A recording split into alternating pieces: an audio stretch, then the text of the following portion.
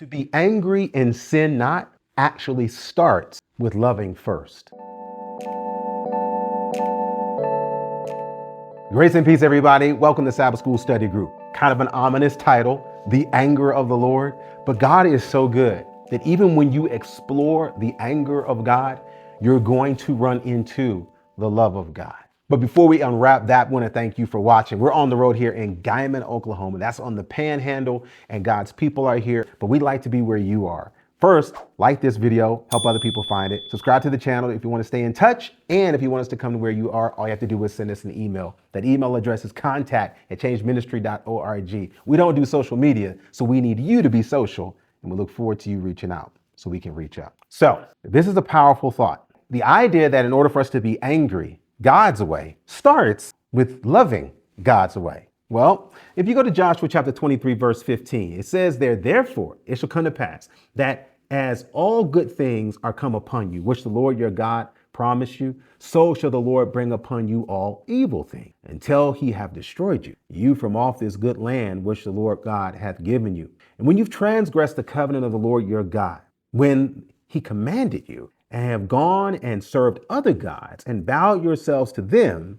then on the other side of your choice, then the anger of the Lord be kindled against you, and you shall perish quickly from off the good land which he hath given unto you. This is a long idea, right? Verses 15 and 16. There's a lot that goes into the point where God's anger is kindled. Please note that we cannot get to that point without bypassing, going through, or ignoring all of the goodness of God, the good land, the good promises, words fulfilled, life preserved. You got to go through all of that in verse 15 before you even get near to the idea of kindling the anger of God. It's love that leads him to be hurt by those he loves. In fact, Ephesians 4:26 says to us as believers, be ye angry and sin not. Let not the sun go down upon your wrath. So being angry is godly. I know that sounds strange. So let me put it this way. It is a part of the character of God to be angry towards those things that are not of God.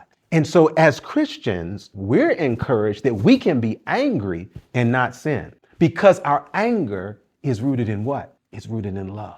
That's how God gets angry. And it's how Christians can get angry. But remember, get angry, but we don't stay angry. Because Romans 12:19 says, dearly beloved, now that's us now, avenge not yourselves, but rather give place unto wrath. For it is written, vengeance is mine, I will repay, saith the Lord. So now verse 20, it says, therefore, if thine enemy hunger, feed him.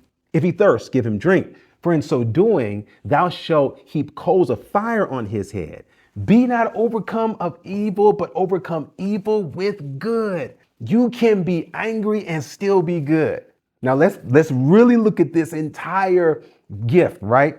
God is saying to us to give place to wrath because vengeance belongs to him. If we see the weak being abused, when we see wrong being done instead of right, that should frustrate anybody who's been born again. But what we do with that anger, Romans tells us, is to give place to that anger and let God do his job.